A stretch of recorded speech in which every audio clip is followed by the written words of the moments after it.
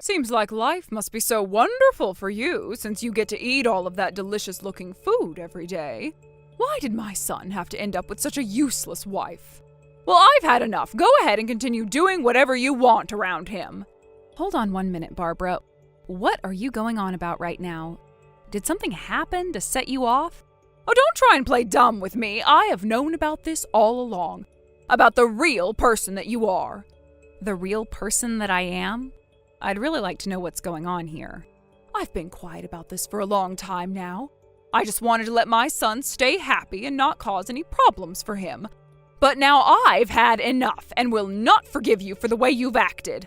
I know that as long as you're with him, I will never be able to see the son that I once knew. Huh? Are you talking about that? But I had assumed you already knew that we both couldn't have any kids. And that's because you are defective. Excuse me? You're infertile, making it that you can't have any babies. And since you can't do anything properly, go ahead and just take my son away from me. I have had enough of you. I feel bad having to let him go with you, but I have no other choice. What did you hear from Nicholas that's made you start acting this way? From what I remember, the one that is infertile happens to be your son. Did he not tell you that he was the one that can't make any babies? Stop talking about things that could never be true, okay? I made sure that he was raised to never have any defects like you. He was able to eat good and healthy foods and exercised all the time. So you really think you can just push the issue of being infertile onto him? It's not that simple, though. I've gone and had myself examined as well to see if there was anything wrong with me. And the doctor told me that I'm perfectly fine. So that only leaves Nicholas as the one that could have something up with himself. Stop lying to me. Never blame my son for the problems you have. Especially when he's the one that's always been there to care for you. I'm sorry, but I don't think this conversation is getting anywhere. What do you even mean by Nicholas being the one that's always there for me? You rely on him for everything, right? Everything! He makes you all that delicious food, and he is there to always get all the chores done.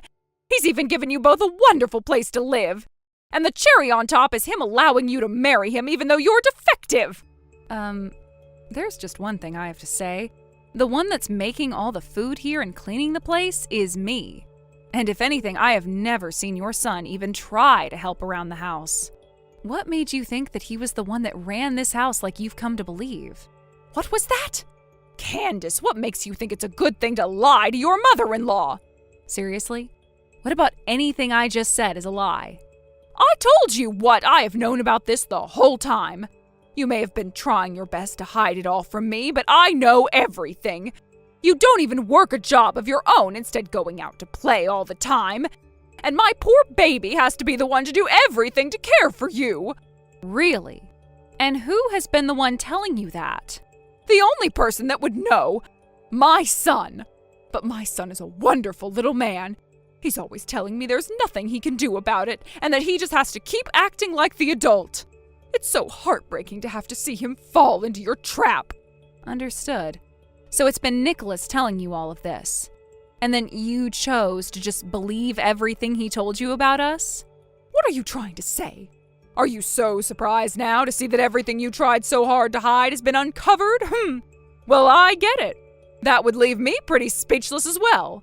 I mean, you had tried so hard to have him keep his mouth shut and everything, right? So this all happened to come out of Nicholas's mouth then? Well, now I understand the whole picture. But tell me, do you not have a single doubt about anything he's told you? Do you really think I'm the kind of woman that lives such a disgusting lifestyle next to him? Oh, so even you can see how horrible you are. This is all natural, right? I've never once heard my son tell any lies, so I'd never even think for 1 second that he might be lying to me. Is that so? Well, that's a true surprise. I'm the one that's really surprised by all of this. I want the witch that can't even give birth to a single child to leave him right now. Is that what you want? Well, I understand. I'll let your son know about this.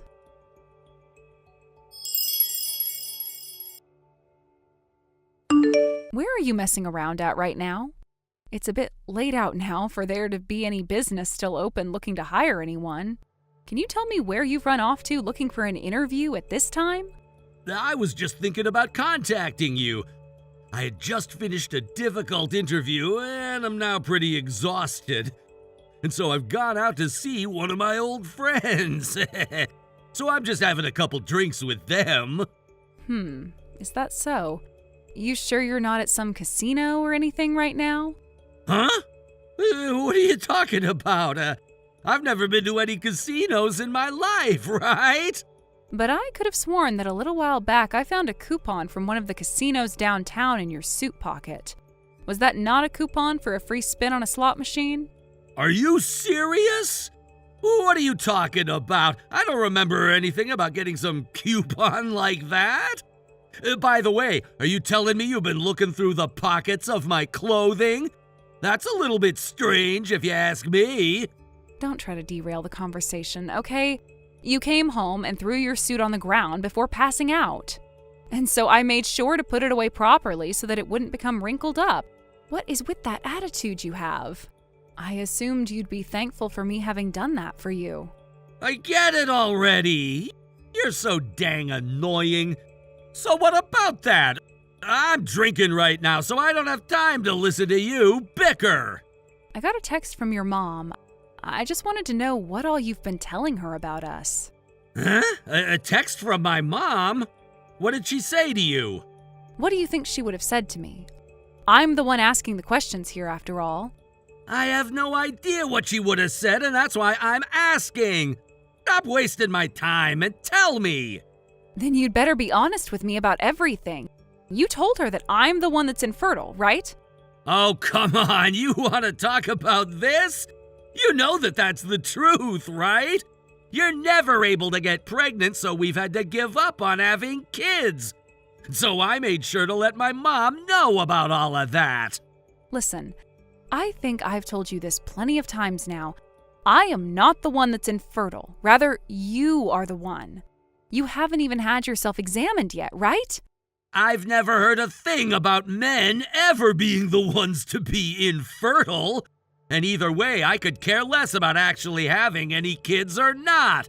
So is this all that big of a deal to you? What? Why are you so upset right now? Connor, why do you think I'd be upset right now when I'm the only one that's looked into not being able to get pregnant? What does it matter? It's not like I told your mom about this. I just wanted to make myself look good in front of my mom by telling her that. If anything, you should be thankful for me going out of my way to tell my mom the sad news. This isn't about telling your mom or not. She came to me complaining about all my defects because of what you told her, and then ended our conversation by asking me to divorce you. I should have known. Well, don't worry about that.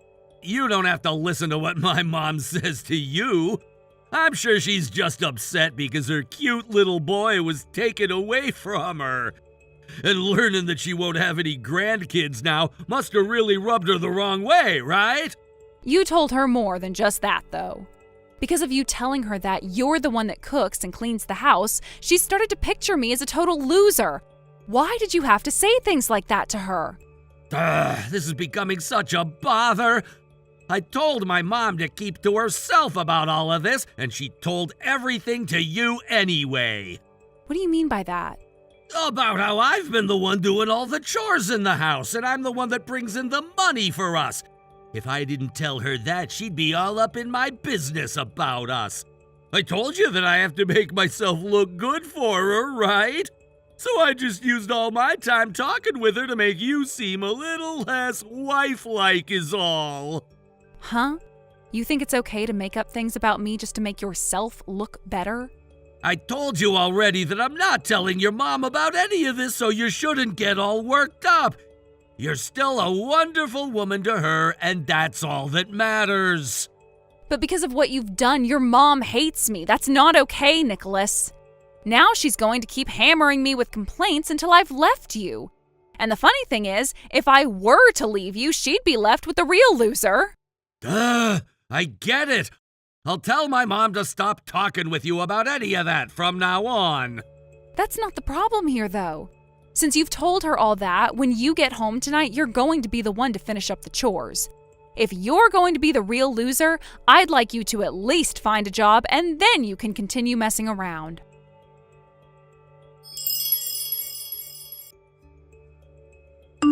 I'll make sure to hand in these divorce papers that were left on the desk. Thanks for getting this all taken care of for me. Oh, so you've taken that with you then? By the way, didn't I tell you this before? It is not at all acceptable to go into someone else's home by yourself and go through their fridge and fish through their things while they're not even home. Huh? Why are you saying things like that to your own mother-in-law? I was just over to make sure everything was going okay between you two. But of course, the real reason was to make sure that my son wasn't in any other trouble with his disgusting wife. Making sure he was okay, huh? What if it's the opposite and you haven't been watching over him enough? I think you'd be better off looking even closer at what your son's been up to. It doesn't matter what you have to say about us anymore. Because I'm about to hand in these papers and have you divorced from my son. So that's okay with you? Well, just be aware that you'll no longer be getting $3,000 a month from me anymore. I'm sure you already know about that though, right? Huh? It's my son that's been the one sending me $3,000 every month. Funny to think that you're trying to get away with telling me a weak lie like that. Oh, so that's also a part of what he's led you to believe. I know that he's the one making money in your house. I'm just glad that after this, he'll finally be away from the defective and fraudulent woman that is you. All right then. Well, I'm going to stop caring for you now. You don't have to lie to me anymore, Candace. Just know that you'll soon find out who's been the real one lying to you this whole time.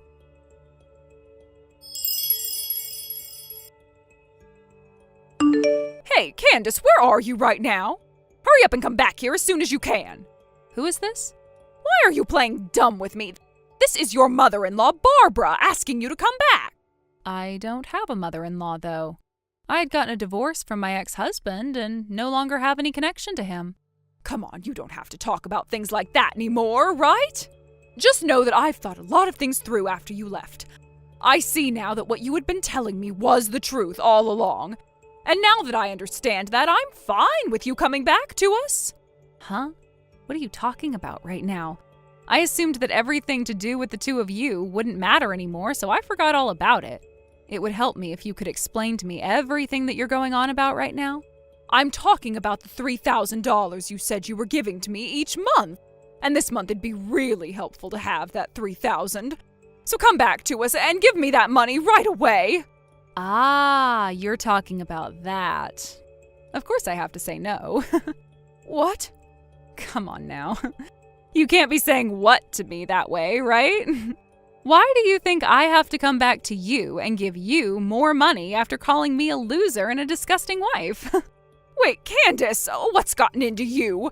You seem to have changed into a completely different woman.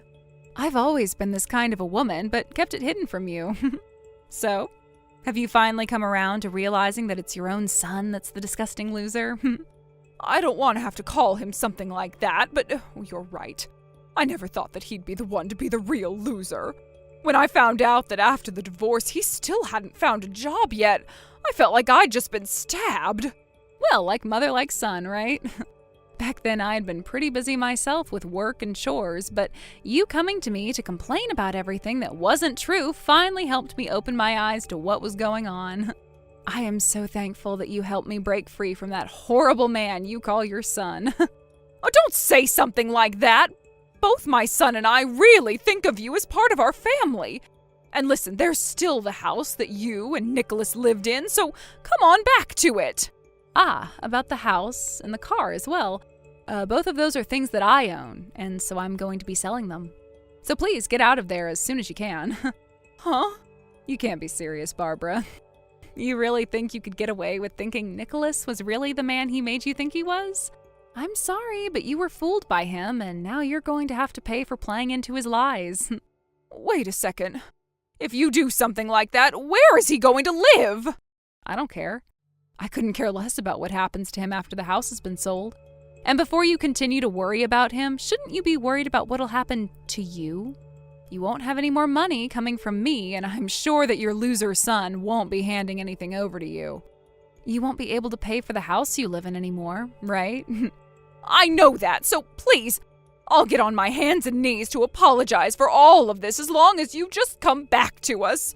That boy can't even cook or clean, so I'm really going to be screwed with him. So please come back and save me. I am neither your housemaid nor your guys' ATM. If you're so worried about money, why don't you just shut up and find a job? It's that simple, Barbara.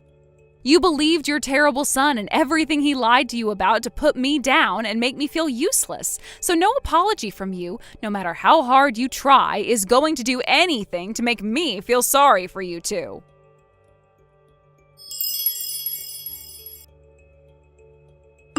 After that, I completely stopped responding to anything Barbara tried to say to me. I didn't care if she called, texted, or sent long-winded apologies. I was done. I went ahead and blocked her number entirely, just to make sure I'd never have to see another pathetic excuse or manipulative message from her again. And just like that, the constant annoyance that had been hanging over my life disappeared. It was like clearing a storm out of the sky. As for Barbara, things quickly took a turn for the worse. She was forced to move out of her beautiful, expensive home, and when Nicholas lost both the house and the car to new buyers, they were left stranded with almost nothing.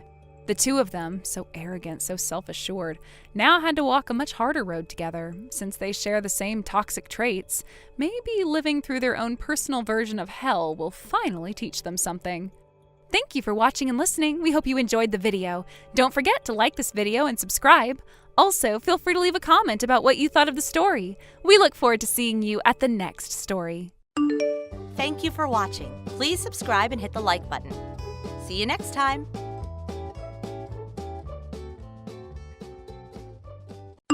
Hey, Miss Unemployed. Are you awake, sleepyhead? I'm awake. Also, I'm working right now. There she goes again, pretending to be all busy doing her fake job. Okay, seriously, how many times do I have to explain remote work to you? Have you even tried understanding it? Relax. Of course I know what remote work is. It's when actual employees do their job from home, right? Then why do you keep calling me unemployed? Because remote work and being a NEET are clearly not the same thing. Duh. Exactly. That's why I keep telling you. I am a full-time employee. My department switched to remote work setup. You're right, liar, liar, pajama pants on fire. You were assigned to the factory floor, remember? What, are you building machines from your bedroom now? That was during the training period when I first joined. I'm in a totally different department now. Desk work, at home, legit. Sure, keep telling yourself that. Still sounds like neat behavior to me. Meanwhile, I'm out here thriving, working part-time and honing my bride-to-be skills. Living my best, most meaningful life. Ugh. You know what, fine, say whatever you want. I really do need to get back to work. Oh, totally. Back to that very intense gaming session, right? So sorry for interrupting your neat lifestyle with real-world noise. My bad. You are hopeless. Bye. Don't work too hard. Or wait, do work, if you can call it that.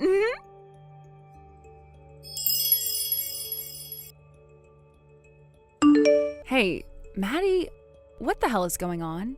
I just got back and the house is practically empty. There's nothing here except my suitcase and a couple boxes. Furniture's gone, closets are stripped bare. I tried calling Mom and Dad, no answer. Can you explain this? Oh hey, look who finally came crawling back. Thea, the globe-trotting NEET. Back from your 2-week vacation of doing absolutely nothing, I assume? It wasn't a vacation, I told you before. It was a business trip. Yeah, right. A business trip for a girl who works from home. Sweetheart, you can stop pretending. No one's buying that remote work fairy tale anymore. Unbelievable. How many times do I have to tell you? I do have a job. I am still a full-time employee. My department went remote last year, you know that? Just because I don't clock into a factory doesn't mean I'm unemployed. Aw, poor deluded Thea. Still clinging to that excuse, huh? You quit your job ages ago. We all saw it. You stopped leaving your room. You didn't even come out for dinner some nights. That's not what working professionals do. That's what NEETs do. You really just decided that, didn't you? Like the moment I wasn't physically going into an office anymore, you made up your mind. Nothing I say now will ever change it, will it? Exactly, you finally get it. So why bother pretending anymore? I mean, come on, it's honestly kind of pathetic at this point. You know what? Forget it. Let's go back to the actual issue. Why is the house empty? Where is everything? Oh, right. Guess you were gonna find out sooner or later. So here it is. We moved out. Me, Mom, and Dad. We're gonna whole new place, nice and cozy. No freeloaders allowed. You what? Yep. And just to clarify, when I say we, I mean the family. That doesn't include you. Are you serious? You moved. Without me? Ding, ding, ding. Winner, winner, chicken dinner. We finally got tired of carrying dead weight. Consider this a little push out of the nest. A lesson in adulting, or maybe a punishment. Punishment for what? For quitting your job? For becoming a shut-in? For draining everyone's patience? For acting like you were still part of this family when you clearly weren't pulling your weight. You really believe that, don't you? That I just sat around doing nothing? Believe it? Girl, I watched it. Every day. You in your pajamas at 2 p.m. playing games and ignoring reality. Don't insult my intelligence. So instead of talking to me, you all decided to disappear? Like, just vanish and leave me to come home to this? Pretty much. We figured it was the only way to snap you out of your little fantasy. And hey, now you get to prove us wrong, right? Go get a job, pay some bills, be a grown-up. Or just stay here and cry. Up to you. Where did you even go? Nice try. Not telling. Wouldn't want a surprise visit from our resident NEAT. I don't care about your new address. I'm just wondering how you pulled it off. You guys blow through money like it's nothing. So how'd you suddenly afford a move like this? That's a fun little secret too. Let's just say Dad had a motivation fund stored up for emergencies. And you were the emergency. You're joking. Nope. Oh, almost forgot. Mom and Dad left you a message. Want to hear it? Go ahead. Ahem. We've grown exhausted watching you give up on life. You quit your job, isolated yourself, and refused to communicate. We have no obligation to support someone who's given up.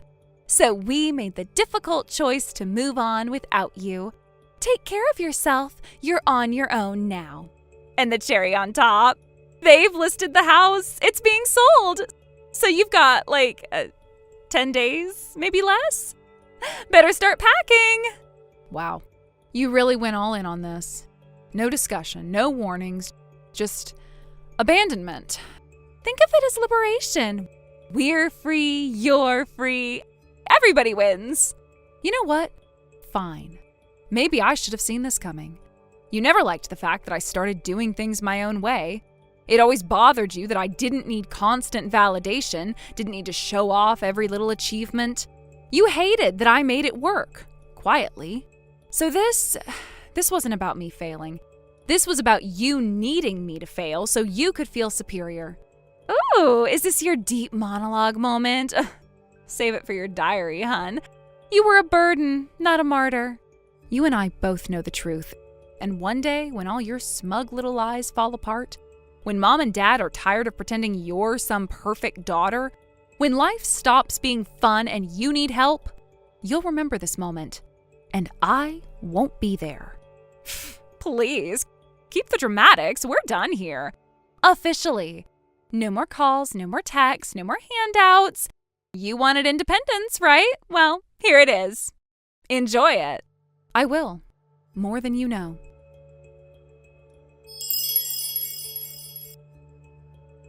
Thea! Hey, can I talk to you for a second? Where are you right now? You're not answering your phone. I've called twice. Wow. You're still as loud and chaotic as ever. What do you want? Oh, thank God, your phone still works. I wasn't sure if it would or if you'd blocked me. Anyway, where are you living now? Why do you care? Because when I went to the old house today, you weren't there. No sign of you, no clue where you'd gone. So yeah, I'm asking, where are you? Seriously?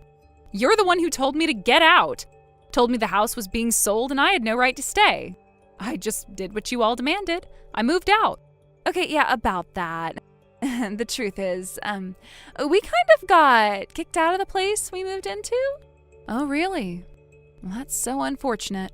Look, it's not what you think. We were staying at Uncle's place, all right? The one overseas? He's been on assignment for a few years, so we figured... Wait, you mean that huge house with the massive garden and the fountain out front? Yeah, that one. He wasn't supposed to come back for 3 more years, so we thought it'd be fine, just temporary. But 2 days ago, he walked through the door while we were eating dinner. Didn't even say hi, just screamed right in the face, "Get out!" And that was it. We were thrown out right then and there. Huh.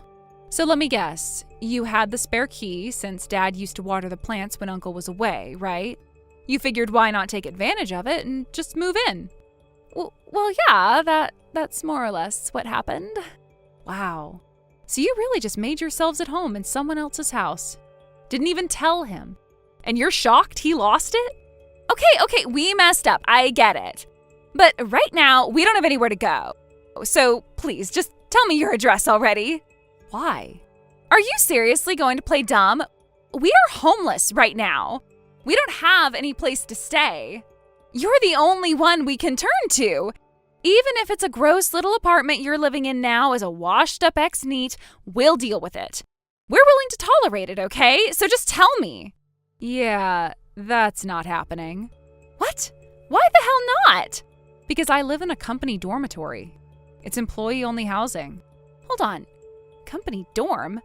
Wait, you got a job? Then that means... Oh my God, see, I knew it. It worked. You finally got off your butt because of us. Us kicking you out was the wake-up call you needed. That means you owe us for where you are now. So in return, you can help us out with a place to stay. You're unbelievable. I've been working at the same company ever since I graduated. Excuse me? No, you quit. You went full-on neat, remember? For the 100th time, I was working remotely. It's called a laptop and an internet connection. But I guess that's too futuristic for you. Oh, please, if you're gonna throw that around, prove it. Ask our uncle. What? I ran into him the other day. Well, turns out my company has ties with his. F Corporation, right? I was there on official business. Guess who I bumped into just after he landed back in Japan?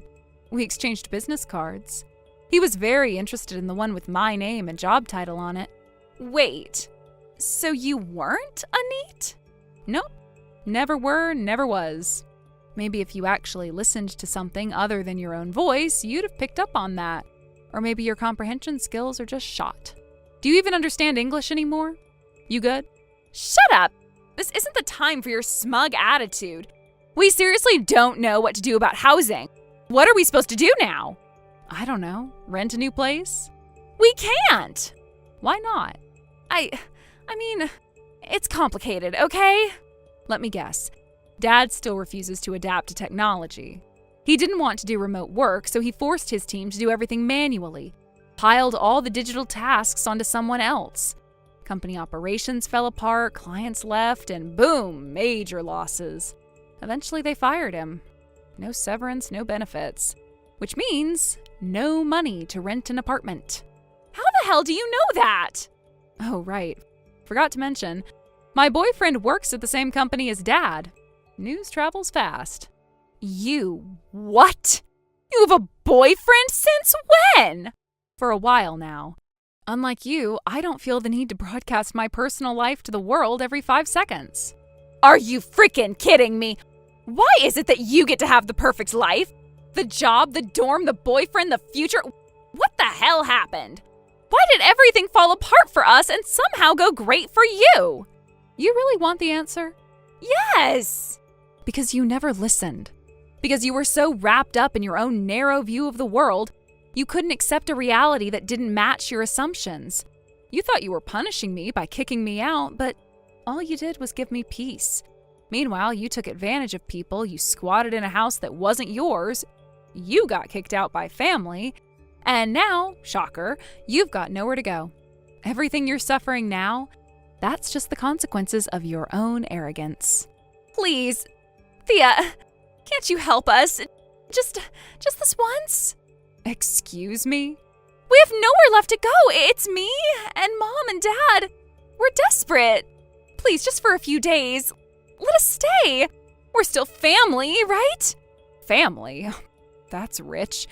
Weren't you the one who said I wasn't part of the family anymore? Didn't you all agree I was nothing but dead weight? Oh, that was a mistake. We were trying to help you. We didn't know. We didn't understand. No, you didn't care to understand. You didn't want to. You were so desperate to paint me as the problem, you never stopped to consider whether you might be the ones in the wrong. Please, I'm begging you, don't abandon us like this. That's exactly what you did to me. Remember? You told me I was on my own. You sold the house, you cut me off. You celebrated when I was left with nothing. You wanted me gone. Well, now it's your turn. Thea! I have a life now, a stable job, a future, and I don't need you dragging me back into that toxic mess.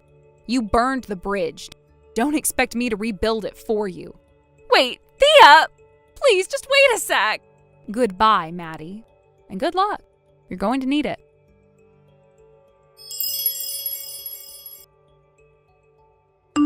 Sometime later, my parents and younger sister suddenly showed up at my workplace completely uninvited.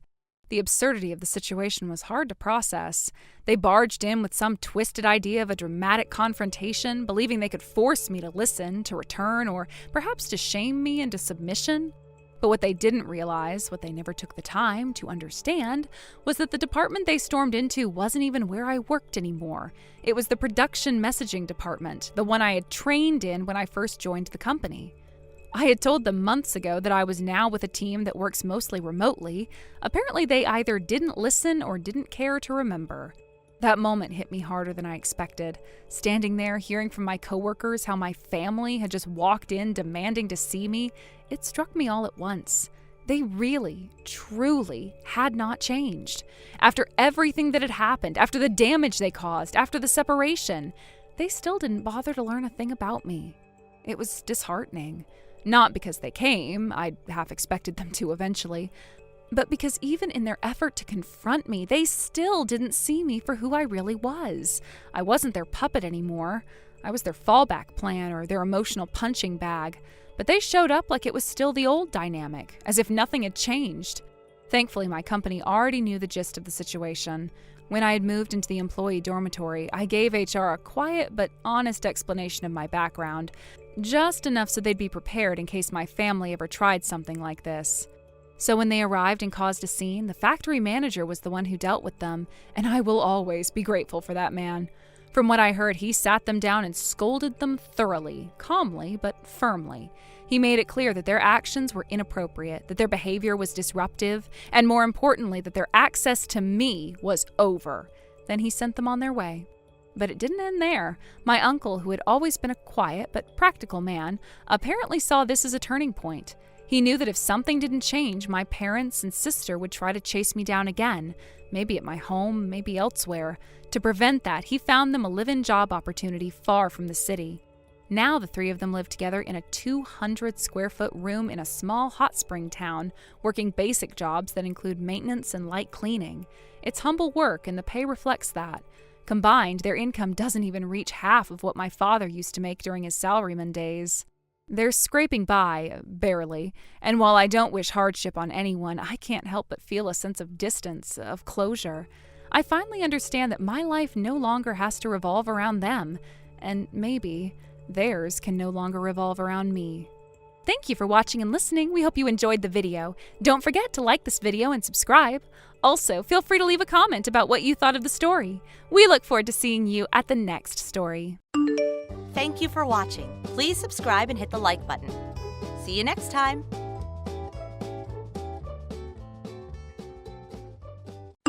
Yo, Stefan! Wait, Cameron? Man, this beer hits different in the middle of the day. So good!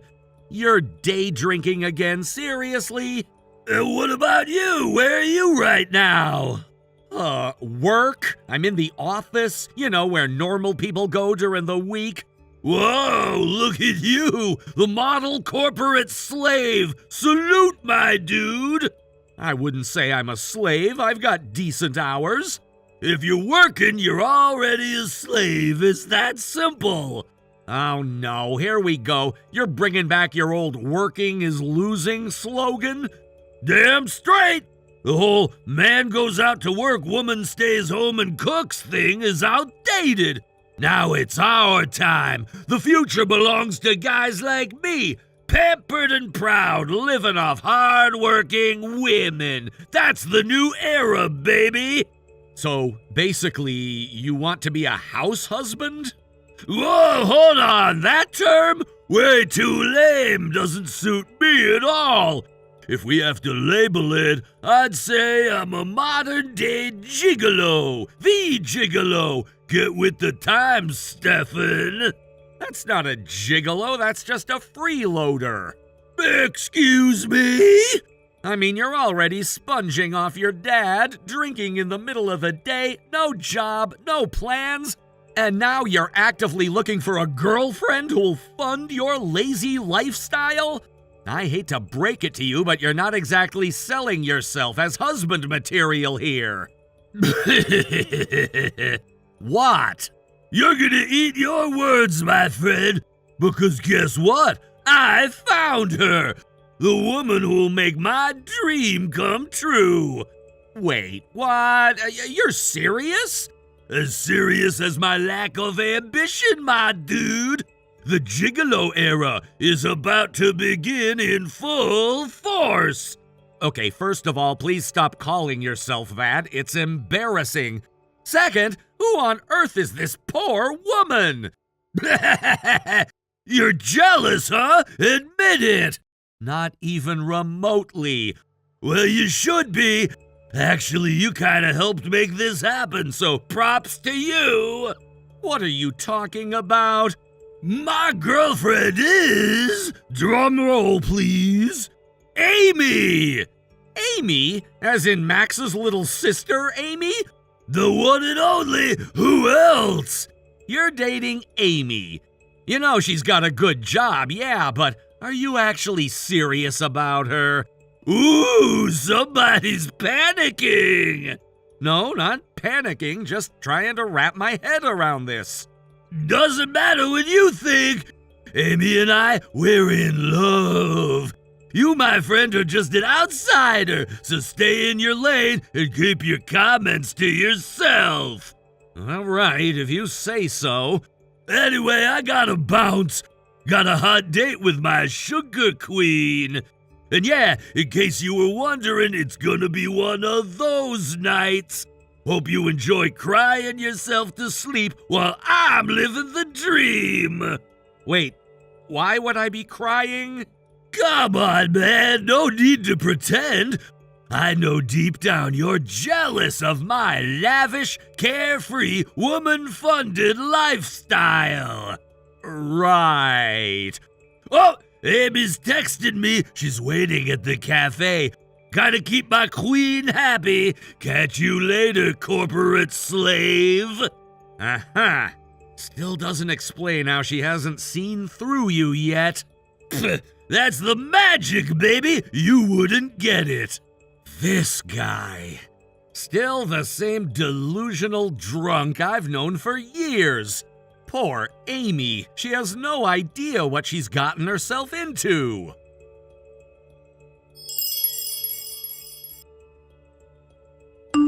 Yo! Bro, are you serious right now? What is it this time? You're still going ahead with your wedding plans? Yeah, of course I am. I'm getting married. Oh my god, you're actually going through with it? This is gold! Why is that funny? What exactly do you think is so weird about it?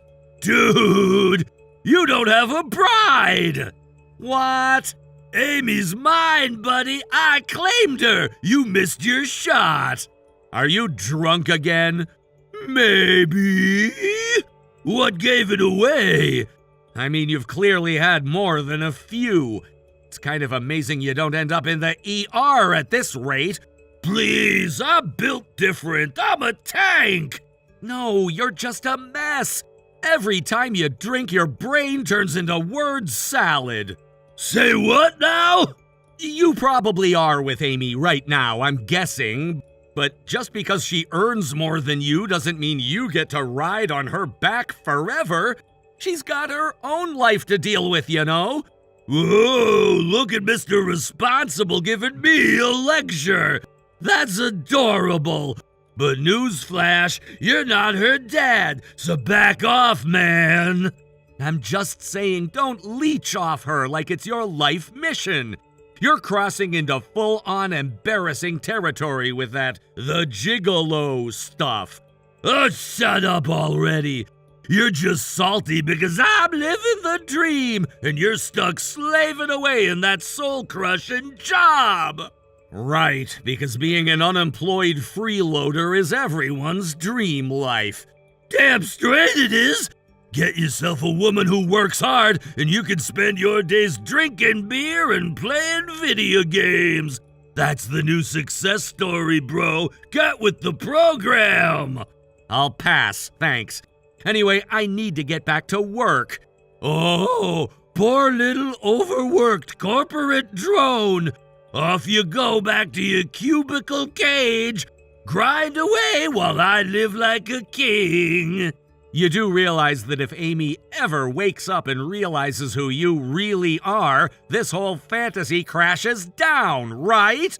She won't. I'm charming, irresistible even. Yeah, until she gets tired of funding your beer belly and figures out that the gigolo is code for dead weight.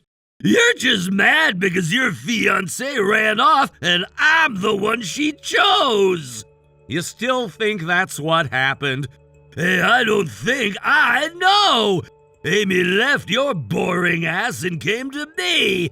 I'm her wild card, her forbidden thrill, her upgrade. More like her financial liability. Whatever helps you sleep at night, bro. Meanwhile, I've got a queen waiting to wine and dine me. And you've got spreadsheets and status meetings. You're not half as clever as you think you are, Cameron.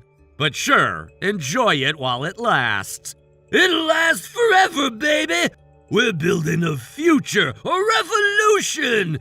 Starting with me never lifting a finger again! I'm logging off now. Later, loser! Don't forget to bow to your manager and thank him for the honor of being worked to death!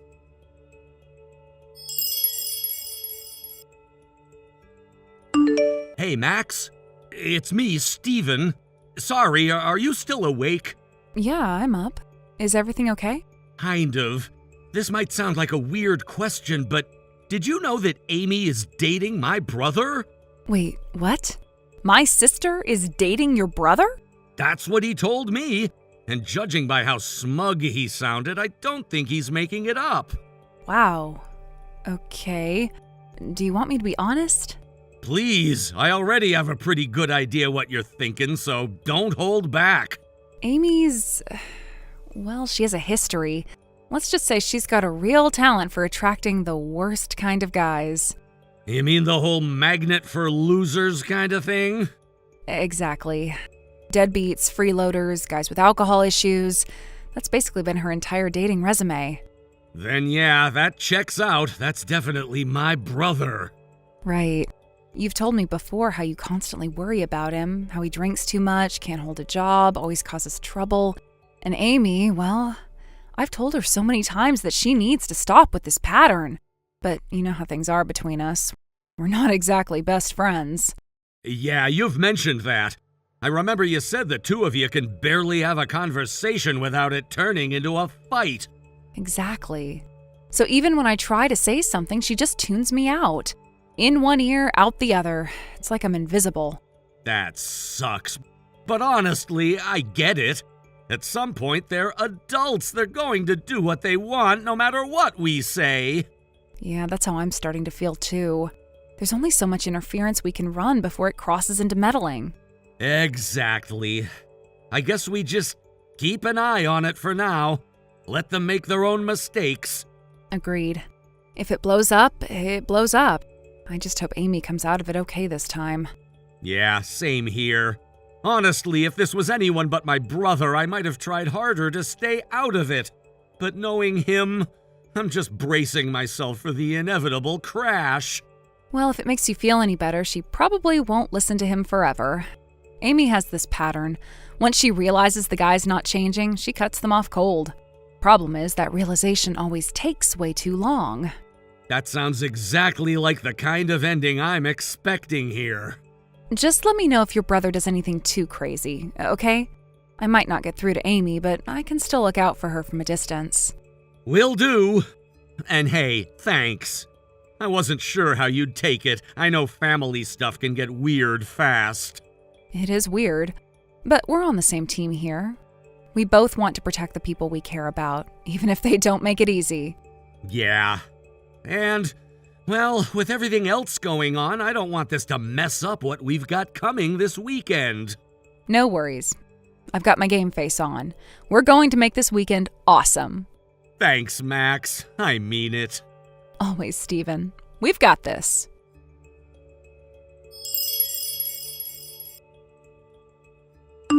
Hey, Steven! So I hear today's your big wedding day? Yeah, that's right. I'm already at the venue. Without a bride? What the hell are you even doing there? Excuse me? Man, you are seriously pathetic. Clinging to her like this? It's actually kinda scary. So what's your plan, huh? What are you talking about? You're really gonna go through with a wedding when you don't even have a bride? For real? I still don't know what you're implying, but yes, of course I'm going through with it. Why wouldn't I? Wait, are you drunk again? Nah, sober for now. Then seriously, what are you rambling about? Wow, you really don't get it, huh? Nope, not a clue. Okay then, let me spell it out for you real slow. Your bride, she's pregnant with my kid. Boom! What? Amy's not coming to your little fantasy wedding, bro. She's mine now. Amy? Yup. In fact, guess what? We already submitted the marriage registration this morning. So yeah, your wedding, consider it canceled. Wait, you're saying Amy and I were supposed to be getting married? Duh! Amy's my wife now, which means she's not your bride anymore. So what's left for your big day, huh? No bride, no vows, no nothing. Congratulations, you played yourself. Okay, Cameron, listen. What, can't take it? Hurts, doesn't it? Amy told me herself she was sick of your smug salaryman attitude. Said I was way more exciting than some corporate drone. Cameron, my bride is Max. What? My fiancée. Her name is Max. She's Amy's older sister. Wait, what the hell are you saying? You're seriously marrying that woman? From the start, yes. It was never Amy, not even once. Max and I have been together since high school. We're each other's first love. Hold on. Max? You mean that Max who's got like 4 kids?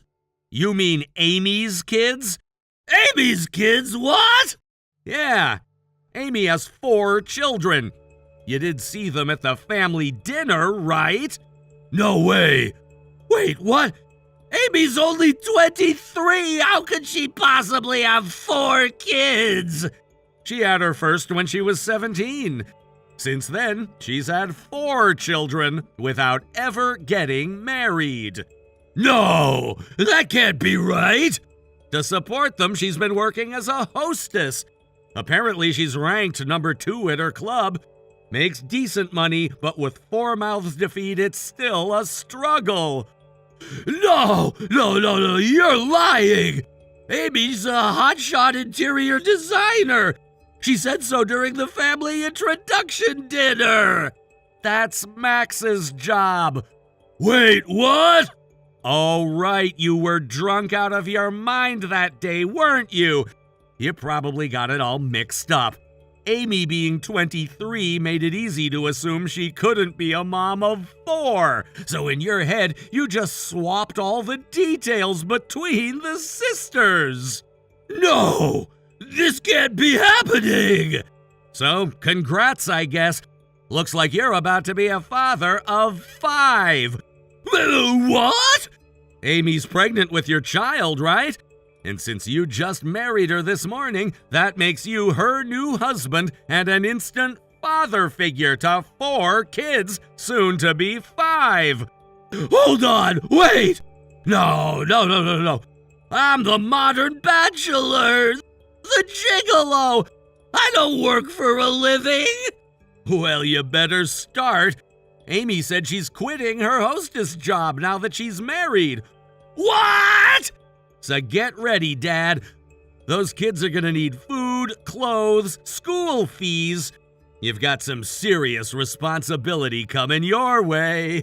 No, this can't be real. I didn't sign up for this. Too late. Anyway, we're about to start the ceremony. You and Amy should get here soon.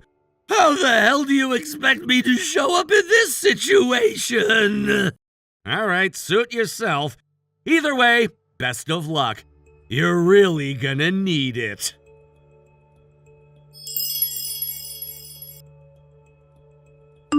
After that, my older brother and Amy didn't show up to our wedding. Their absence was impossible to ignore. 2 glaringly empty seats right in the front row, saved specifically for family, sat untouched the entire ceremony. Guests whispered, speculating, trying to piece together what might have happened. But then, during the reception, when we made the sudden announcement that the 2 of them had gotten married, a strange hush fell over the room.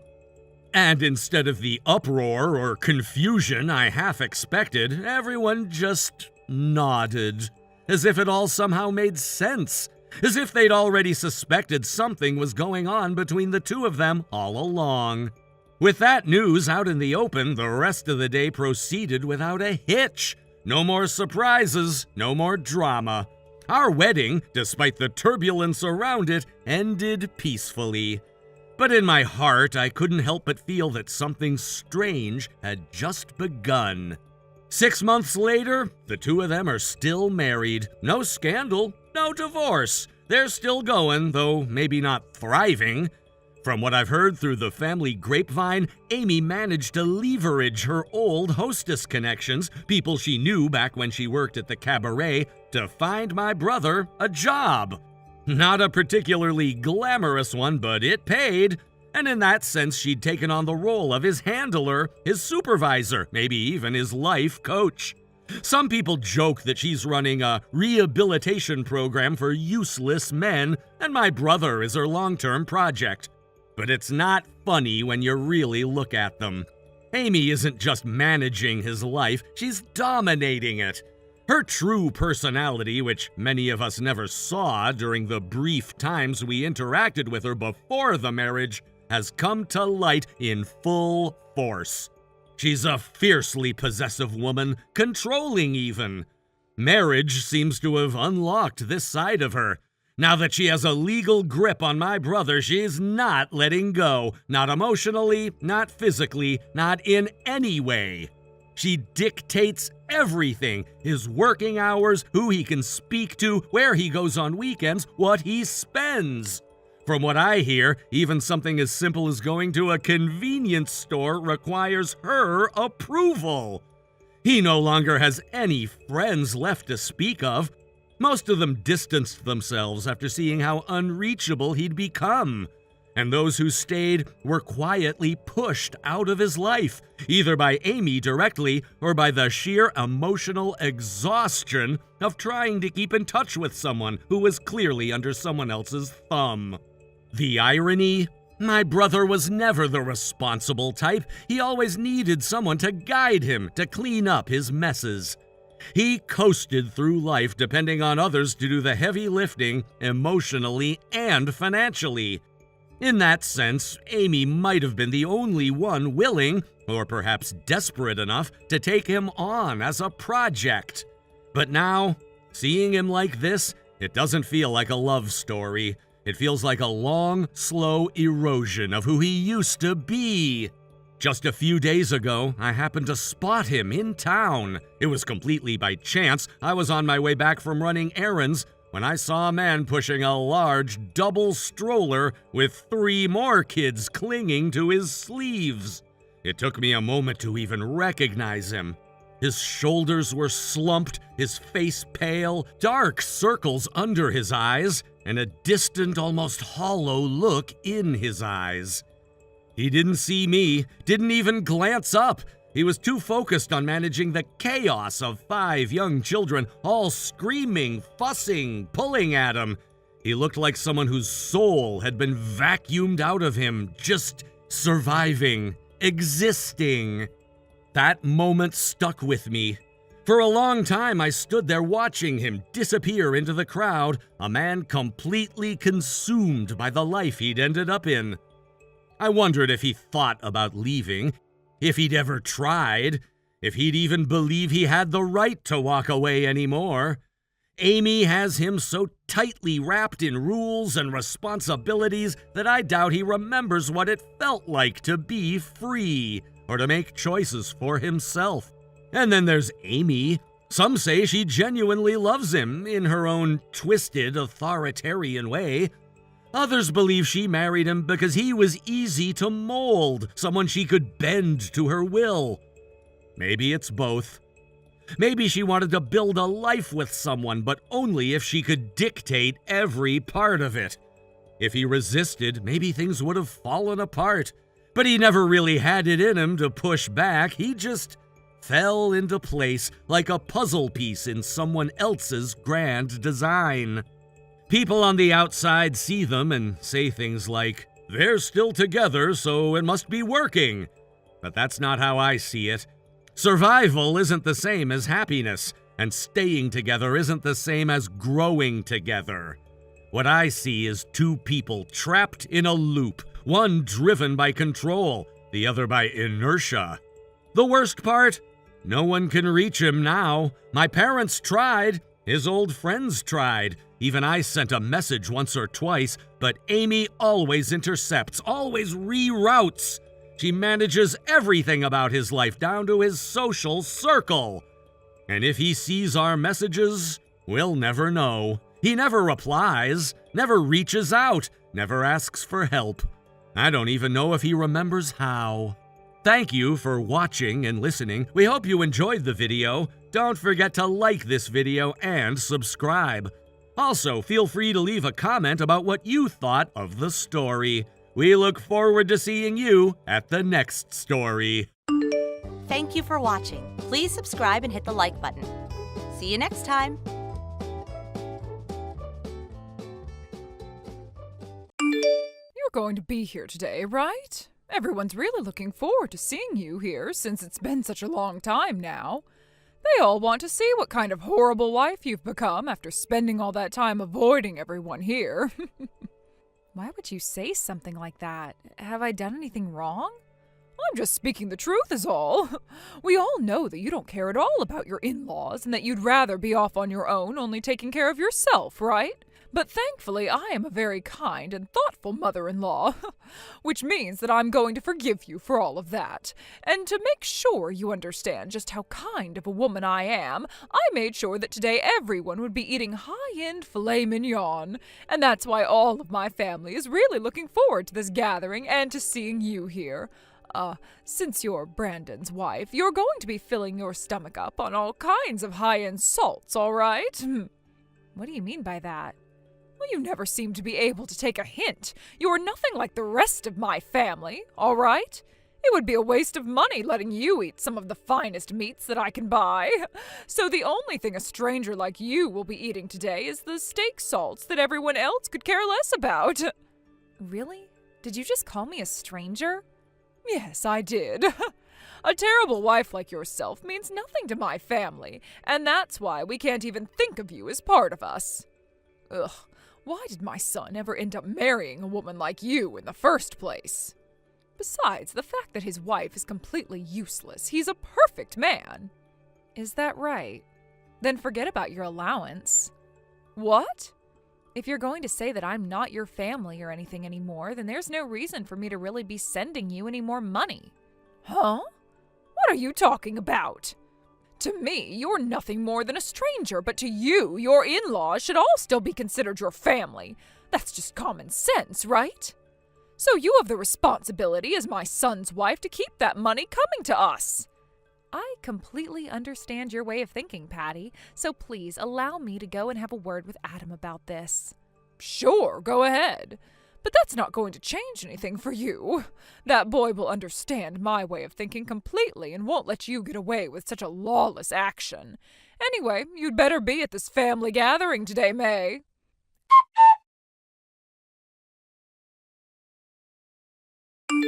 Adam, where are you right now? I just finished up getting some things from the grocery store, and I'll be on my way home. What's going on? I was just texting with your mom a second ago. My mom, huh? I'm sure this isn't going to be good then, right? Well, she started off by asking me if I'd be making it to the family gathering today.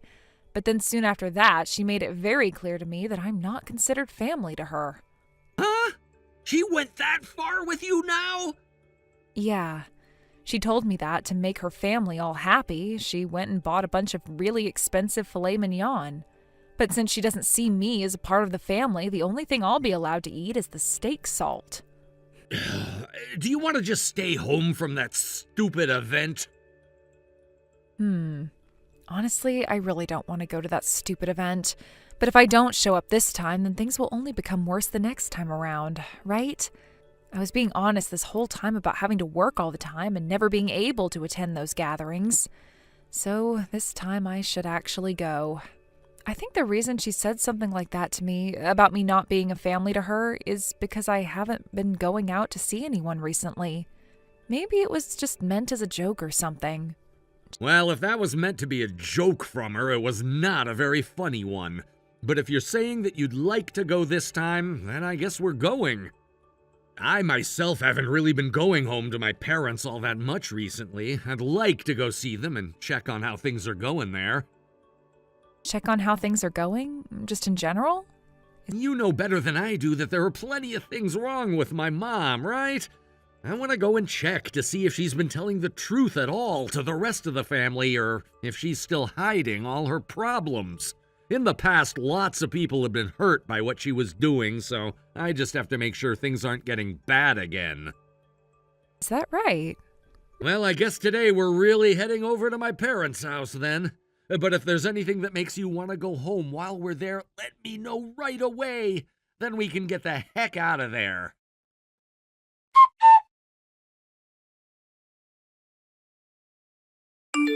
Mary, you really have no guts, do you?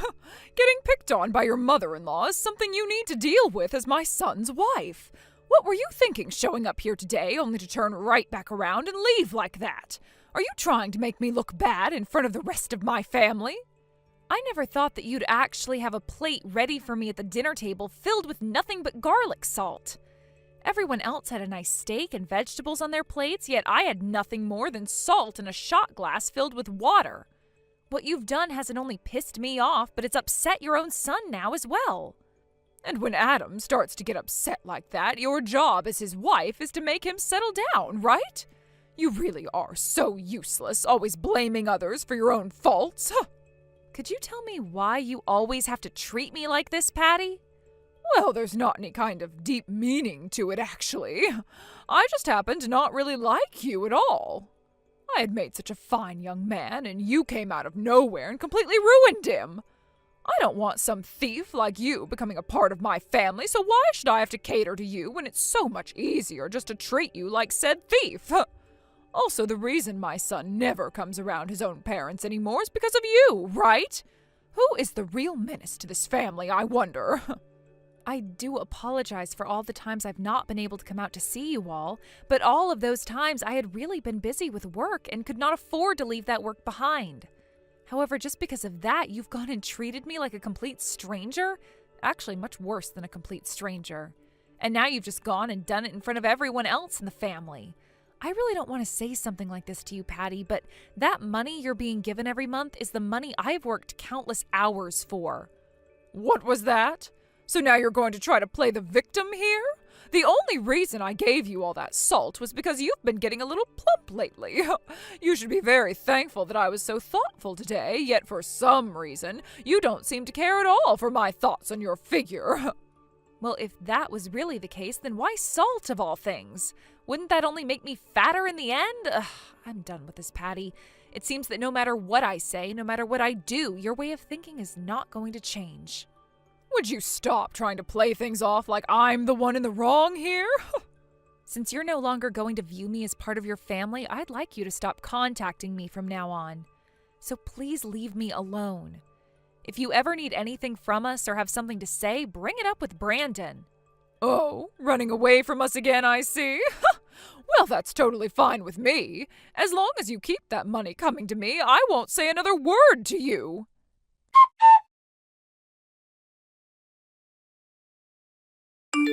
Excuse me, this month's allowance has still not entered my bank account at all, not even $1. Did I forget to mention to you that it is your responsibility to be sending me that money each and every month since you're Adam's wife? If you're not going to keep up with your responsibilities, then I'm going to have you divorced from my son. Now, this is just what I remember, but I believe that last time I told you that I'd stop sending you money from now on, right? Or did I perhaps forget to say that to you? I don't ever remember you saying something like that to me. And had you, I would most definitely have said no to that. Let me ask you something, Patty. Could you please tell me why exactly I have to keep sending you an allowance each month? Because I don't quite remember what the reason was, if there even is one. You don't remember? My reason is because you're my son's wife. And your primary job as his wife is to shut up and listen to what his mother tells you. Then can you please explain to me why over time you've been asking for more and more money from me? What? At the start you were only asking for around $400 a month from me. But over time you continued to ask for more and more until it came to around $1,500 a month. Do you really need that much money from me? I told you this already. There are still some payments left over on the loan we took out when we had part of the house reformed. And with my husband's income only, there were parts of our life that we felt a little uncomfortable because we were so close to not having enough money. I heard that reason from you before, but are you really only using this money I'm giving you on paying off that loan? What are you trying to say? Well, it's just, ever since I started to send you money each month, you've become more and more outgoing and overbearing. Also, you've been trying so hard to not let your husband know anything about the money I'm sending to you. You must have another reason for why you need this money from me, and one that would upset your husband very much if he were to find out, right? There's no reason like that. But you never say anything about this to him. You still understand that, right? Well, that's too bad because I've already brought it up with him. What did you just say? I have told you again and again not to say anything about this to him. You really are completely useless to me. Well, let me just say, it wasn't me that went to him about all of this. He realized that something was up and came to me asking some questions about it all. He said that he noticed how much more flashy your choice of clothing had become and wanted to know from me if there was anything going on with you. He then said to me that if there is anything going on between you and my family regarding money, to let him know about it. So, then, you told him about that allowance? I did. It's the truth, after all. And then, after telling him about that money I've been giving you, he started to tell me some things that I had no idea about. There has never been a point this whole time your husband has been paying off that loan where you've handed him any money to help pay it off. So let me ask you one last time. Where is that money I give you every month going? You lied to me about that helping pay off the loan, all so that you could milk all that money off me, right? Recently, I've been wondering why he's been so cold around me. So this has all been because of you, huh? Don't start blaming me for your issues, Patty.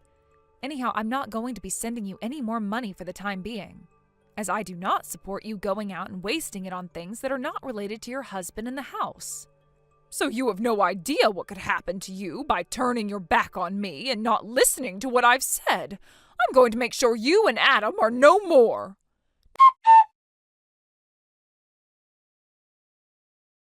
No matter what it is, this is all your fault. I've now gone and lost my son, who once loved me more than anyone else. And now a lot of people in my family are no longer talking to me and will only roll their eyes when I try and talk to them. Had you just stayed in line, never complaining about anything I was doing and listened to me, none of this would be happening. How dare you cause my life to fall into ruins? Patty, you're still whining about how all of this is my fault? So none of what Adam was telling you about actually made it into that thick head of yours? Huh? I don't want to hear any of that from you now, especially since you're the bitch who went and took everything from me. Honestly, Patty, shut the hell up.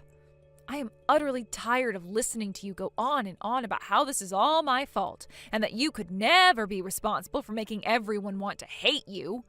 Do you still think that I know nothing about the kind of indecent witch you are deep down? I know about all the things you did to your son as he was growing up, and I have to say it really pisses me off thinking that I still have to talk with you.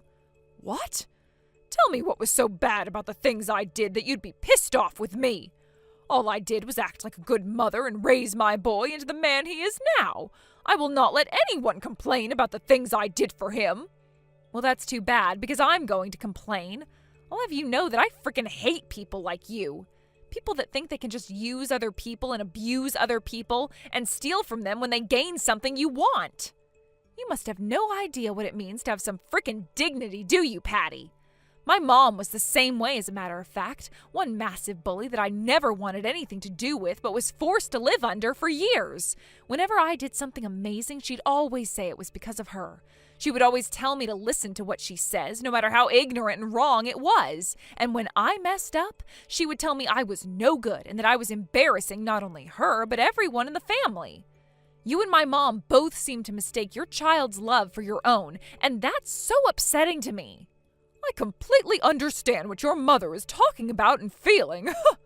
I'm sure you frickin' do. Both of you share that same single brain cell. I'm sure neither of you have ever thought about your own kids, have you? And that's why your own kids have had to fight for their life to fix their ways of thinking. It took me years to get over the fact that I was more than my mom's puppet and that my wants and needs mattered too. The only reason you ended up having issues like that in the first place is because you're not good enough for this world. Maybe you needed to grow a pair and actually live up to your mom's expectations. Well, I'm sure you could say something like that, but that's totally fine. Here's how things are going to end here. Patty, you're going to be kicked out of your husband's house, so please begin preparing yourself for the big move out of there. Huh?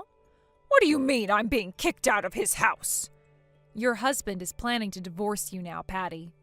And as everyone seems to recall, it's your husband that owns that house, right? So that means after the divorce, you will no longer be allowed to live there anymore. Wait, why do I have to be the one getting divorced here, and why do I have to be the one getting kicked out of this house? You don't know why? Interesting. Because from what I'm aware of, you have been using all the money I've sent you to lavish yourself. You've also used some of it to get yourself a younger boyfriend, right? You also ended up borrowing some money from a loan shark because I wasn't giving you all you needed to afford that lifestyle. I was planning to pay it all back. So you can't call that money borrowed. I'm not in any debt. Oh, so there's no excuse for you paying another man to take you out? That's because to me, I'm not actually paying him to go out with me. He and I are in love now. Honestly, I can't tell if that's a joke or not, but that's not my problem. How about you go and tell your husband about that now and see what he thinks of it? I'm sure he'd love to find out that you're in love with a younger man you've been paying to take you out now. Anyway, your husband has also noticed some of your shared money being used up, so he's made sure to count that all up as well. And he's going to make sure you pay him back that amount. No way! Arya, can you please do something to set my husband straight? I'm sure if you go to him saying that what I've done wasn't all that bad, that he'll listen to you and stop trying to get this divorce. Oh, have you forgotten already? I'm not your family. You said it yourself that I'm nothing more than a complete stranger to you. So I'm sorry to say this to you, but I am not that kind of a stranger. I know some are willing to do a lot for others that they don't know, but I don't have that kind of heart in me. No. What should I do here then? Well, I think the first thing you should start to do is find yourself a new place to move to. How does that sound? Can you at least get my son to think about cutting ties with me? My husband is going to throw me away, and my own son wants to cut ties to me. Brandon is the one who decided that he doesn't want you as his mom anymore, so I have no right trying to say anything to him about that choice. Now, it's getting to be that time where I need to head back into work. Don't talk to me ever again, Patty. Please, just listen to what I'm saying to you. Do something about this, please.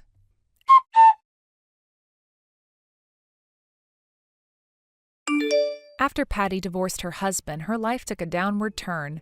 She lost her home as her husband forced her out of the house. Left with no place to go, Patty clung to the hope that someone in the neighborhood might take her in, convinced of her charm and believing herself to be an exceptional woman. She began knocking on doors, asking her neighbors for shelter. However, her past arrogance worked against her. Patty has always been the type to flaunt her son's accomplishments, treating him like a trophy to showcase at every opportunity. This behavior has earned her the disdain of nearly everyone in the neighborhood. On top of that, rumors about her personal life circulated among the residents. Many knew about the man that she had been paying to date her and the romantic feelings she harbored for him. These revelations only deepened the animosity towards her. Consequently, no one wanted to offer her any help or even engage in a conversation about her plight. Faced with rejection from everyone, Patty realized she couldn't stay in the area and decided to leave. Desperate, she turned to her family and returned to her parents' home, a place she hadn't visited in nearly a decade. Her arrival, however, was met with suspicion. Her relatives were wary of her sudden reappearance and questioned the reason behind her divorce. Due to their curiosity, no one confronted her directly or sought an explanation. Instead, they kept their distance and regulated her to living in the basement, isolated and humiliated. Patty withdrew from the world. She stopped seeing the young man she had once claimed to love and chose to shut herself in, rarely venturing outside. Meanwhile, my own life with Adam has improved significantly. With less stress, I've been able to refocus my energy on work, which is already paying off. I'm on track for a promotion, and Adam is also striving for a similar advancement in his career. We've both been busy with our jobs and haven't spent much time at home lately. However, we have a shared goal. Once we're both in stable, higher positions within our companies, we plan to slow down and focus on starting a family of our own. Thank you for watching and listening. We hope you enjoyed the video. Don't forget to like this video and subscribe. Also, feel free to leave a comment about what you thought of the story. We look forward to seeing you at the next story. Keith, can I ask you something? Why are Bailey and her 5 kids running wild in our guest room? Oh, Heather, what's wrong? Didn't I tell you? When I mentioned that our honeymoon would be at a luxury hotel in Jamaica with a suite, Bailey's kids got really excited and insisted on coming along. And of course that means Bailey had to come too. So I booked them an additional room at the same hotel. That is not what I'm asking about. My question is why your childhood friend and her 5 kids have joined us on our honeymoon, a trip that's supposed to be just the 2 of us. Oh, that! They wanted to come along, so I thought, why not? I figured it'd be fun for them. Right now, they're having a bit of fun in our room just for the experience of seeing a suite. But don't worry, they're not actually staying in our room. They'll be in a separate one, so relax. Excuse me, what? Hey, come on, even though Bailey's my childhood friend, she knows not to interrupt our honeymoon nights together. I mean, Bailey's considerate like that, you know? If she were truly considerate, she wouldn't have tagged along on our honeymoon in the first place, especially bringing 5 poorly behaved kids along with her. This is beyond inconsiderate. Whoa, poorly behaved? That's a bit harsh, don't you think? Harsh? Just look around. The bed, which was neatly made, is now a disaster. The flowers on the vase are all over the floor, and there's water spilled everywhere. Not to mention, they raided the minibar, with juice and snacks all eaten up and wrappers scattered around. The mess is so bad we'll have to call housekeeping to clean it up. I can only imagine what the hotel staff will think when they see this chaos. It's downright embarrassing. They're kids, Heather. You can't expect them to be perfect. Cut them a little slack. Cut them slack? Leaving this mess is just irresponsible, and you know the hotel won't just turn a blind eye to it. Someone needs to teach them what's unacceptable behavior, and I'm pretty sure that big wine stain on the carpet is from Bailey herself. This isn't just about being considerate. This is definitely going to get us a warning from the hotel. Oh, come on, it's our honeymoon. Relax a little and don't stress over every detail. Having my childhood friend and her 5 kids along for the trip makes things lovely, don't you think? Keith, let me ask you something. Are you deliberately trying to make me angry? What? Why would you think that? I see now. You genuinely haven't thought this through, haven't you? Oh, speaking of which, since Bailey has 5 kids, you can imagine the cost of travel is high for her. She's been wanting to take a break from parenting and have a chance to unwind, so I told her that we'd cover the costs and help with looking after the kids. You don't mind helping out, right? It's good practice. Excuse me? What are you expecting me to do here? Think of it as a chance to practice looking after kids, for the future. What? You're actually expecting me to spend our honeymoon practicing by taking care of someone else's children? Have you completely lost your mind? Hey, Bailey isn't just someone else, she's my childhood friend. She's practically family. Well, to me, she's just another person and a stranger at that. If you really hate looking after the kids, you can always go home. Just kidding, just kidding. Hey, come on, this is Jamaica. Let's just make the best of it and have a great time all together.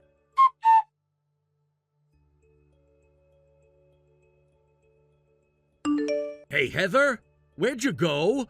The dinner reservation time has already passed, so, it would have been a waste to just cancel it, right? I ended up having the meal with Bailey instead. Hope you don't mind. Just kidding, kind of. But seriously, it almost feels like Bailey and I are on a honeymoon of our own. Isn't that funny? Come on, Heather, where'd you run off to? Hurry up and get back here.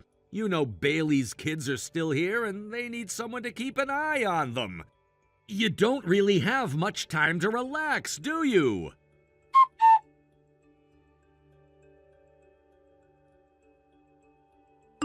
Hey, Heather, are you serious? Get back here already! Bailey's 5 kids who you're supposed to be helping with are completely out of control! At this rate, neither Bailey nor I can enjoy this honeymoon trip. Oh, so now it's practically you and Bailey's honeymoon, is it? What? No, of course not, but it's your fault this is happening. You're the one being stubborn and refusing to come back. And Bailey? She's just being a good friend by keeping me company since my wife decided to disappear on our honeymoon. Let me get this straight. You're blaming me for not wanting to put up with a honeymoon that includes someone else's kid. A friend you invited along without even asking me. The fact that you and Bailey are enjoying yourselves without questioning how strange this all is, that's just mind-boggling to me. Listen, just come back, okay? Bailey's kids are, honestly, a handful, and it's too much for us to manage on our own. Actually, I've already gone home. Wait, what? Are you serious? You really haven't noticed that my suitcase wasn't in the room. What? Are you kidding me right now? So you're actually back home already? Yeah. Last night, I stayed at a 24-hour fast food joint and took the first available flight home this morning. Are you out of your mind? What were you even thinking? What do you mean? I mean the payment! Bailey's room and her 5 kids' rooms were all part of the bill! I covered the whole amount up front, figuring you'd pitch in later to pay me back. Right now my wallet's totally empty. And obviously I expected you to cover any additional expenses at checkout. I don't even have spending money left for myself. So you just assumed that I'd be covering all of that? Look, for one, you never even told me Bailey and her kids would be joining us. And on top of that, my budget is nowhere near big enough to fund this whole fiasco. That hotel charges a minimum of $300 per night. Sure, kids cost less than adults, and the cost per person might go down if they're all in the same room. But still, you can't seriously think I'd pay Bailey and her kids' travel expenses for absolutely no fucking reason. That's what I thought you'd cover as a thank you for the parenting practice you'd get with Bailey's kids. I never asked to practice parenting in the first place. What, don't you want kids of our own? Excuse me? Think of this as a dry run, a practice session for when we have our own. It's a good chance for you. Are you seriously bringing this up now? Well, you're gonna have kids one way or another, aren't you? Whether or not that's true, it's still absurd to practice parenting by looking after someone else's children without any preparation. Does that really sound normal to you? What's wrong with that? Let me spell it out. Expecting someone who has no real experience in child rearing to practice on actual kids is like treating them as some kind of experiment. Wait, what?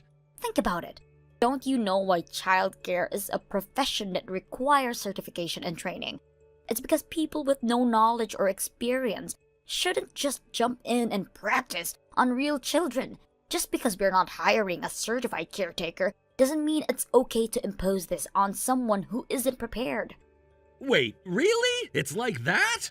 Yes, and while some parents might dump their kids on others without a second thought, that doesn't make it okay. If Bailey is that kind of mother, then I suppose this whole situation starts to make sense.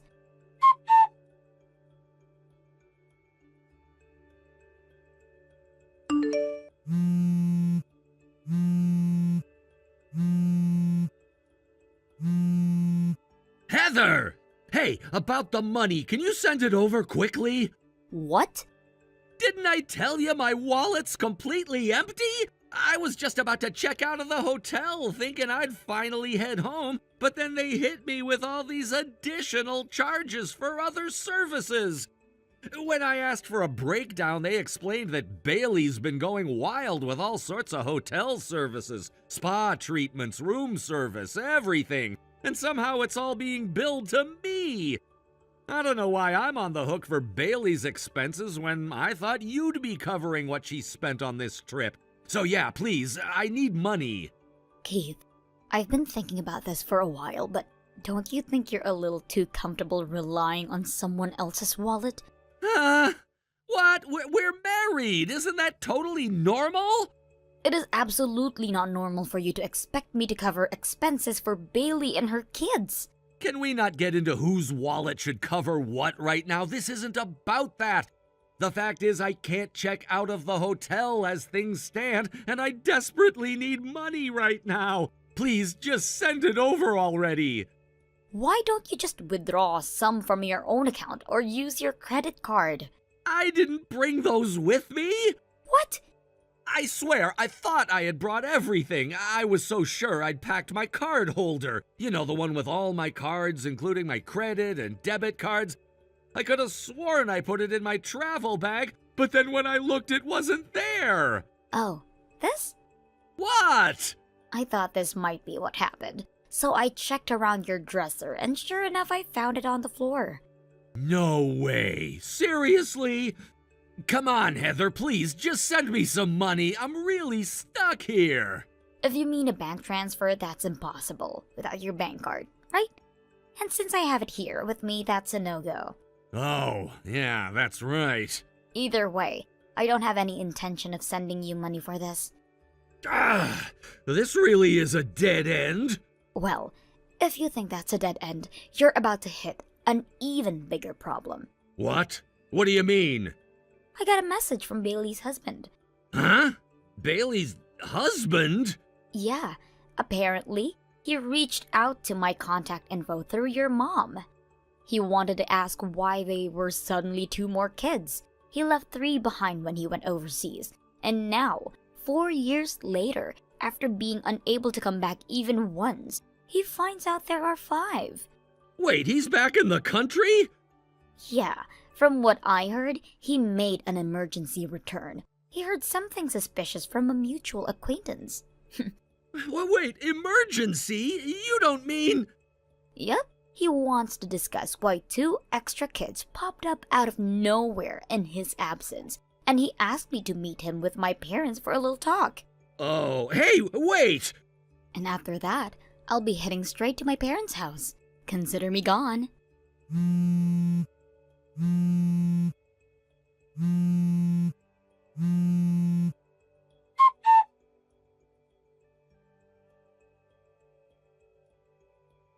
Damn it! Now I've had to ask my parents to send me cash in an envelope just to get home! And then, as soon as I managed to make it back, I got scolded hard for taking Bailey and her kids on our honeymoon! Are you still planning to lie about this? What? So, here's what I think happened. You planned to secretly bring Bailey on our honeymoon, right? But then unexpectedly, she showed up with 5 kids in tow. And while you thought you could just take her around Jamaica without me finding out, the whole thing took a turn when Bailey found out we were staying in a luxury suite. She didn't like that you only booked her a cheap room, so she decided it wasn't fair and stormed into our suite, with all her kids in tow. And when she barged in, surprise, surprise, I was there by myself and your little affair was exposed on the spot. After that, I guess you figured you might as well just dig in and act oblivious like, why can't I bring my childhood friend on our honeymoon? Pretty shameless, right? How do you know all that in such detail? Bailey's husband hired a private investigator. I pieced it all together from the investigator's report and what I personally witnessed that day. And judging from the look on your face, it sounds like I hit the nail on the head, didn't I? Seriously? Oh, and by the way, they're moving forward with DNA tests for Bailey's children, I hear? Yeah? And you've been asked to submit your own sample for the test too, haven't you? Yeah? I think we both know what at least some of those results are going to reveal. But either way, we're still moving forward with the divorce, so there's no going back for us. An attorney will be in touch soon to discuss the details. They'll handle things from here. Heather, wait! From now on, just go through with my lawyer if you need anything. No, hold on, just let me... I really don't have time for this, Keith. Goodbye. Heather!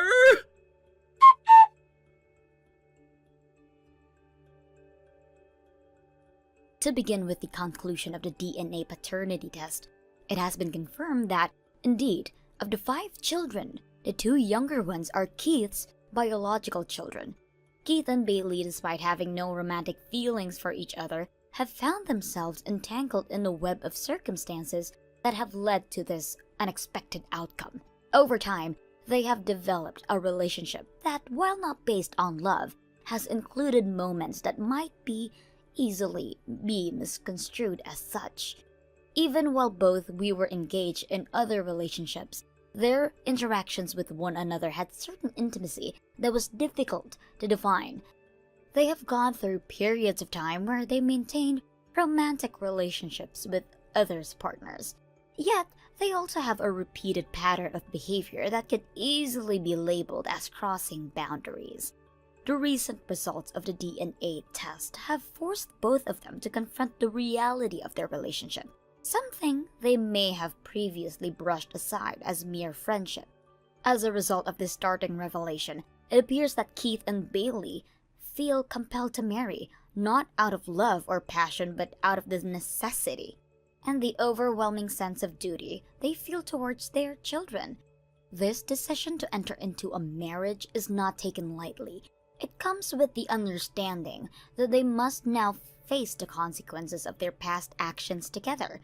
The idea of marrying someone with whom they do not share a romantic connection is foreign to many, yet in this case, it is a practical solution to a complicated problem.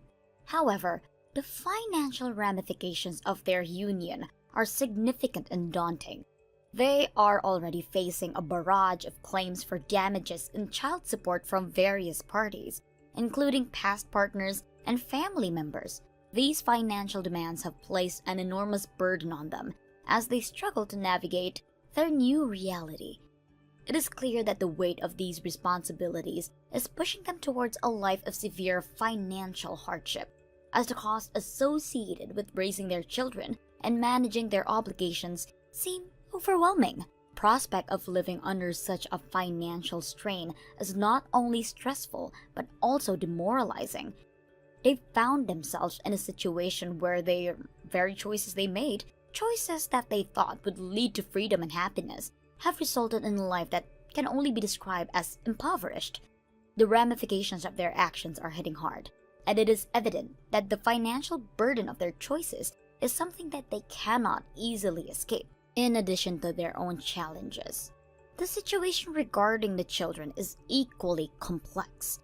It seems that their respective grandparents have taken the initiative to discuss custody arrangements among themselves. These discussions are crucial, as they ultimately decided which children will be taken in by set of grandparents. This kind of arrangement is often fraught with its own set of complications, but it is necessary for the children's well-being. It is hoped that these grandparents will provide a stable environment that prioritizes the needs of the children during such a tumultuous time. The well-being of the children is a paramount concern, and there is a collective hope that they will not become entangled in the difficult lives of their parents that they are leading. The reality is that they could easily become casualties of their parents' mistake, facing challenges that no child should have to endure. It is a significant concern that they might be negatively affected by the dysfunctional relationship between Keith and Bailey, as well as the financial turmoil that ensues from it. The hope is that the grandparents can serve as stabilizing figures who can protect the children from the fallout of their parents' decision. When one reflects on the complexities of Keith and Bailey's relationship, it becomes evident that what started as a simple friendship has evolved into something far more intricate. Their connection, which lacks the romantic foundation typically associated with marriage, has been shaped by love, betrayal, and the responsibilities of parenthood. They might not have been intended to create a family under these circumstances, but the reality of their situation is undeniable and now has to be faced head-on. Moreover, the societal implications of their relationship are significant. In a world where traditional family structures are often idealized, Keith and Bailey's situation invites judgment and scrutiny.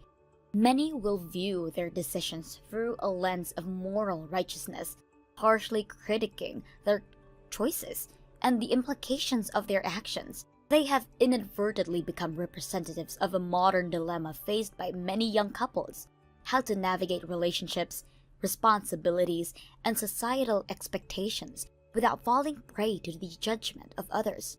The financial strain that Keith and Bailey are under cannot be overstated. Many young couples find themselves caught in a web of financial difficulties, especially when they are unexpectedly thrust into parenthood.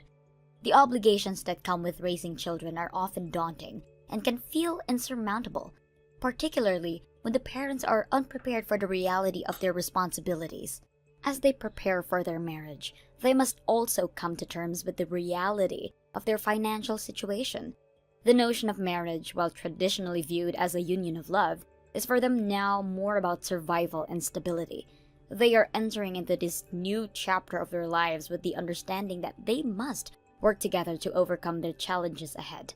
This does not mean that love cannot develop between them over time, but the initial motivation for their union is clearly rooted in practicality rather than romance.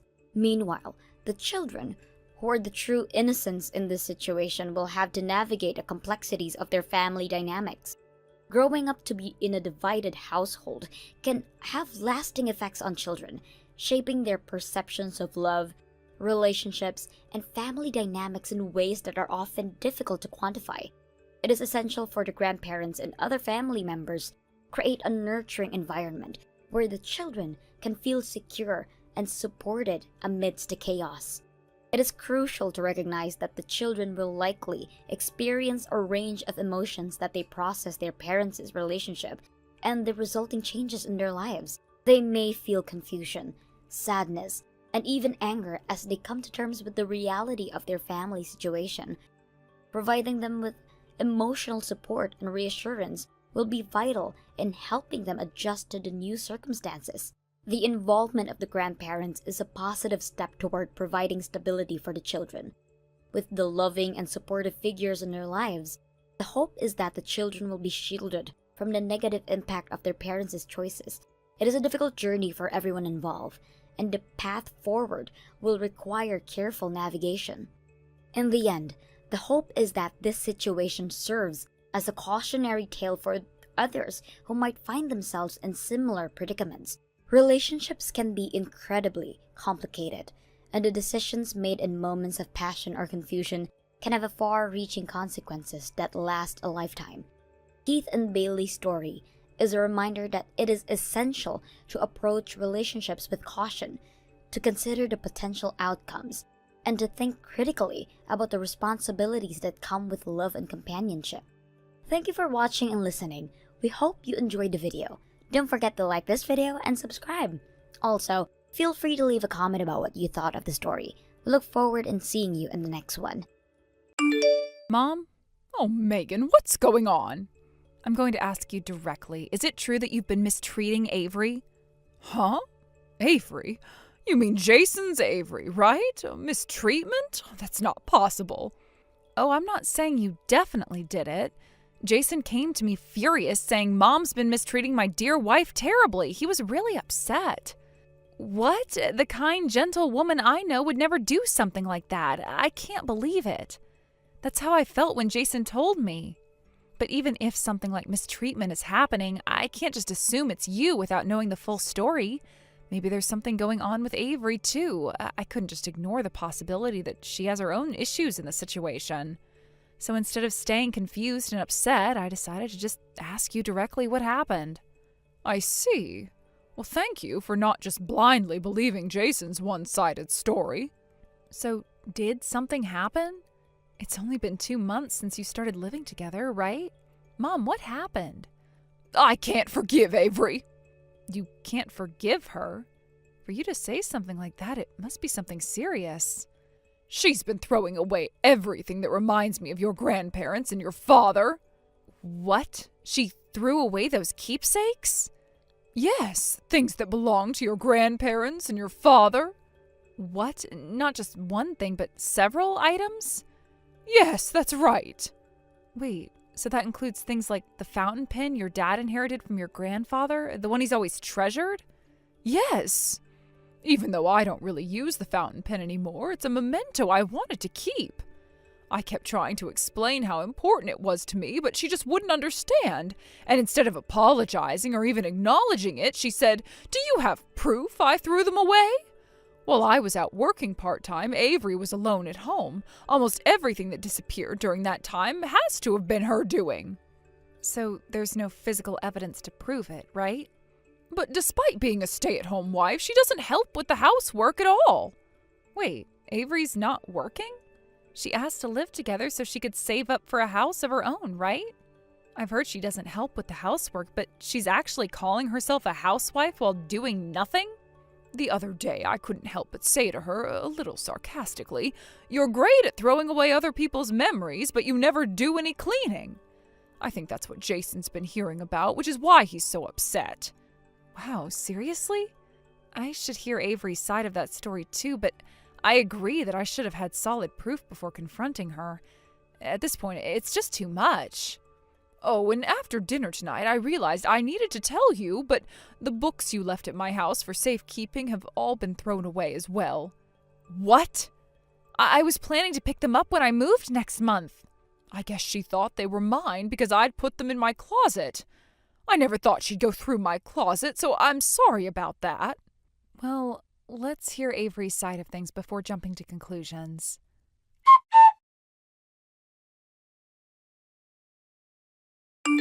Avery, good evening. Are you free right now? Oh, Megan. Jason told me that you've been complaining about how your mother's been treating you badly. I'm really wondering what's been going on.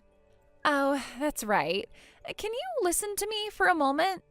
I don't want to speak badly of your mom, but it's just gotten so bad that I want you to know what's happening right now. What's going on? Well, you know I'm a stay-at-home wife, right? So I've been working really hard at the housework for my in-laws. I even did a big cleaning just the other day, but your mom kept complaining, saying I wasn't doing it properly, but I was doing it. Honestly, I think she's just saying these things because she wants to pick on me. When you say big cleaning, what exactly do you mean? I mostly cleaned out old, ugly stuff that I'd never use and the books that were shoved in boxes in the closet. But even then, she's complaining. Doesn't that just scream mistreatment from her? You have to say something to her. I bet if she knew her own daughter found out, she'd stop acting like this. By the way, did you call a recycling collection service or something for all of it? Huh? In your area, isn't Wednesday for non-burnable trash, Monday and Thursday for burnable trash, and